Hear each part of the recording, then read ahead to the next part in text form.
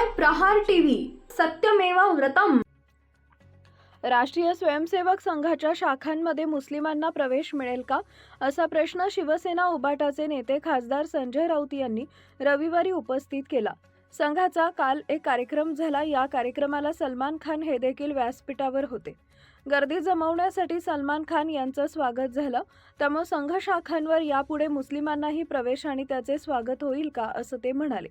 संघानं आपलं मुस्लिम प्रेम सलमान खानपुरते मर्यादित ठेवू नये, असा टोलाही राऊत यांनी लगावलाय। ज्या पद्धतीनं गेल्या काही दिवसांपासून हिंदू मुसलमान असा द्वेष आणि सूडपूर्ण प्रचार करण्यात आलाय, त्यात संघही सामील आहे। नरेंद्र मोदी, देवेंद्र फडणवीस आणि अमित शहा इतर सर्व लोक हे द्वेषपूर्ण राजकारण करत आहेत। मोदी हे संघाचेच नेते आहेत, त्यामुळे सलमान खान आणि इतर कलाकारांना तुम्ही व्यासपीठावर घेतलं, परंतु हे सलमान खानपुरतं मर्यादित आहे का?